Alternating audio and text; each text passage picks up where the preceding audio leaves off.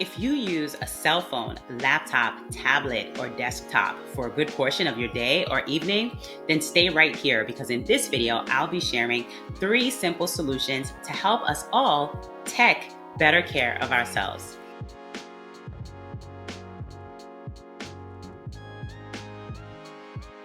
Greetings and welcome. I'm Nicolette.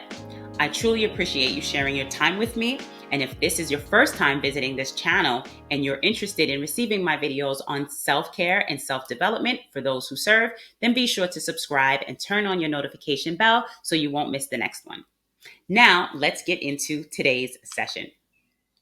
I'm sure we can all agree that technology is awesome. There is so much that it allows us to do quickly and effectively. I love gadgets and gizmos. I consider myself an early adopter of all things technology. I'm sure that I mentioned in one of my previous videos that one of my degrees is in ed technology, and I am a proud Google certified educator and trainer. I have used tech tools for many years in my teaching and coaching. So I am totally in support of using technology to enhance our lives. But as we all know, even good things taken to an extreme can be harmful. And so that also applies to technology. With our need to teach, learn, work, entertain ourselves, and stay connected from home during the last few months, we have all dramatically increased our time on our phones, laptops, TVs, and tablets. This increased use can and does have a deleterious effect on some aspects of our health. Much research has been done on the psychological effects of screen time, and the results are still debatable. Some studies support that it contributes to distractibility, and to be quite honest, I can definitely attest to that. Even without the studies, I know that I am much more distracted because of the use of my devices than when so many devices were not around. The physical effects of screen time are much more conclusive.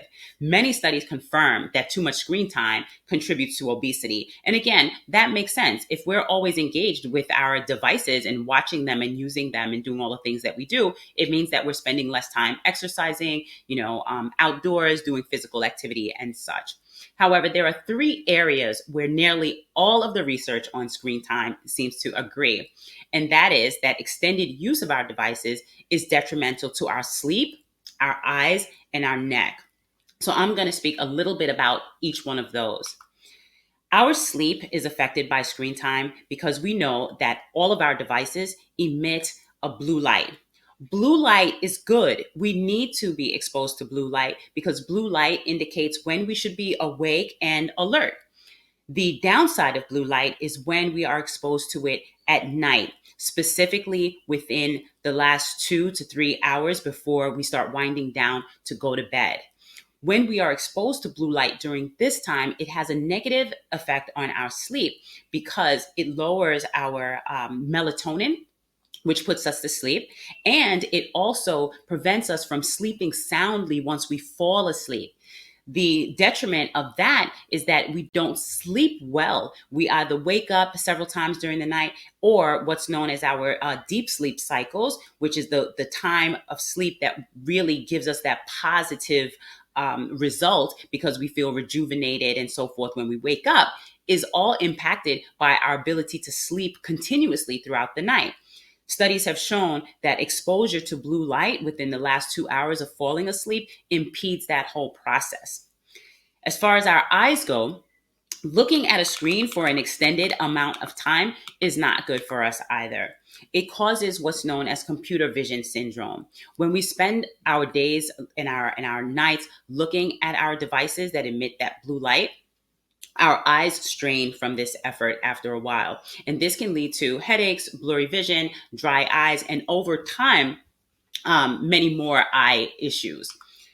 Chronic neck and shoulder pain due to excessive device use has become a thing, so much so that they even have a name for it. It's called tech neck. Most people engage with their devices in a way that forces them to bend over, to be slumped over, looking down at their devices. Most of the platforms that we put our devices on to use are lower than elbow height. So we're looking at it and typing on it down here like this.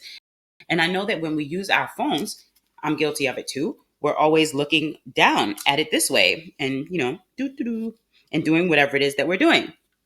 None of those ways are the best ways to be engaging with our devices. So then the question becomes, well, okay, so what do we do to combat all of this? Well, there are a few things. For sleep, the recommendation is to discontinue the use of our devices within the last 2 hours that we are awake, to stop using them at that time. I know for many people that this is not a practical solution. Some people use their devices up until the moment that they actually just fall out and sleep. So if that's not going to work for you, there are a few other things you can do. One of the things is to dim your backlight and to turn down or to turn on what's called night shift. So many phones now have this as part of the phone itself. You can just enable it or disable it. I know on my iPhone, I have that enabled. And what that does is just turn down the screen so that that bright light is not emitting from the phone late into the evening. One of the other things that I use on my laptop is a software app called Flux. Now, what that does is that it also emits a gentler backlight for your screen by just adapting your display automatically for the time of day.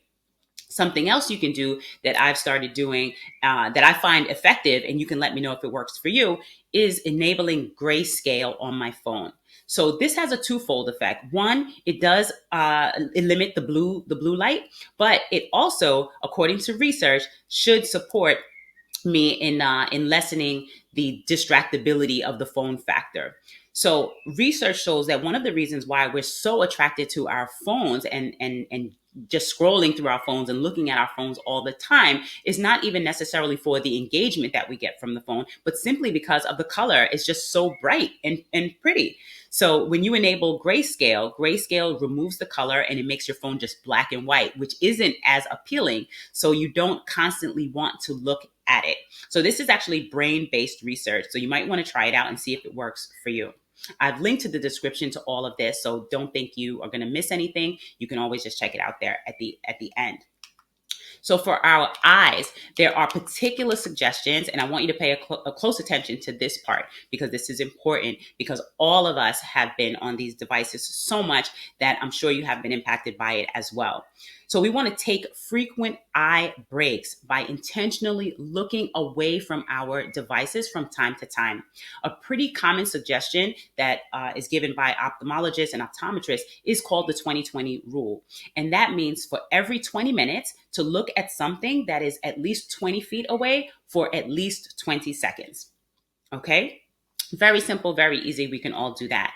The other suggestion is to invest in a pair of blue light blocking glasses that help reduce the glare and the blue light that emits from working with our computer and our devices. These glasses have been very popular for a very long time with gamers and other people in the tech field.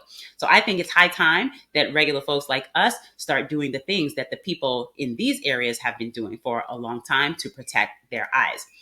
I know that during the pandemic, I found that my eyes were really affected by my increased use of screen time. My eyes were always dry. I was having way more headaches than I'm accustomed to having. And just overall, just having a lot of eye strain that affected me in a lot of different ways. So as a result, I experimented with so many brands of blue blocking glasses. Some of them have a yellow tint to them.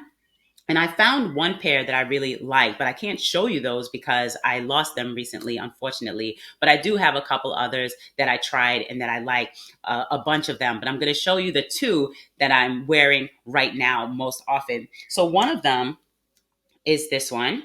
And these have a blue and brown frame. I actually prefer this type that don't have the yellow tint because they just look like regular glasses. So here are these. Okay. All right. But the ones that I am really loving and I wear the most are these. Again, nothing like that special about them. But if you can tell, which I don't think you can, but I'll look this way and this way. My hair is black with blue highlights, and these frames are black with blue highlights as well. So in natural light, when I have both on together, I think they really play off of each other very well. So I wear these most often, and I like these a lot. So back to the suggestions for our neck and shoulders, which is the last piece that I want to talk about. So as I said, when we spend a lot of time on these devices, we want to make sure that we are positioning ourselves properly to ensure that we are not straining our neck and shoulders.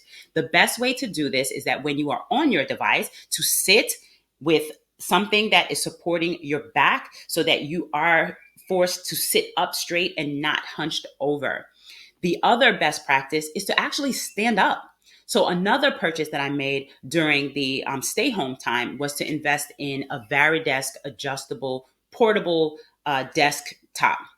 So what that allows us to do is to lift up your device so that you have it at eye level. I actually can't show it to you right now because I'm using it right now. My laptop is on top of my Varidesk, and so I'm looking straight ahead and not down. And so I would stand up and do my work that way. So that's very helpful because it keeps you standing up straight and looking straight ahead. The same is the recommendation for using our phone. When you use your phone, you want to have it up and out in front of you so that your neck is not bent and you are looking straight ahead and using it this way. I know it feels a little weird, especially because we've all gotten used to being down here looking at it this way, but it's better for us now and it's better for us in the long run.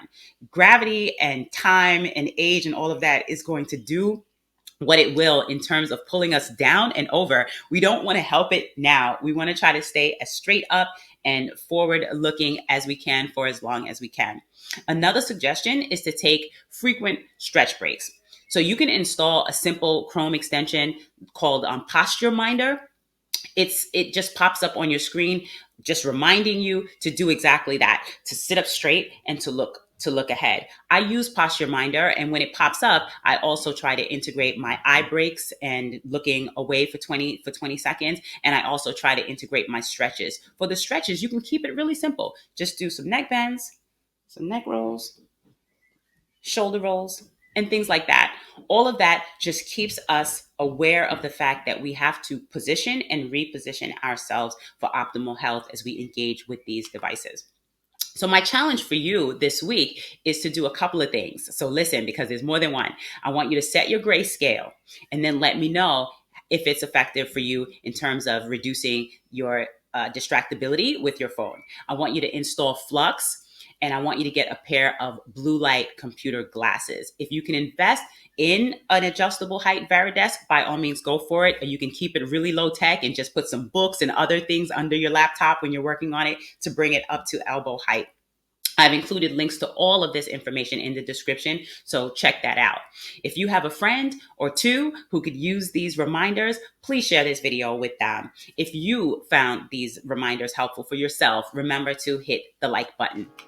If you're also looking for more self-care tips, be sure to check out the 1-minute audio playlist that is linked to this video, or you can visit my website at educatezen.org to sign up to have them delivered straight to your inbox.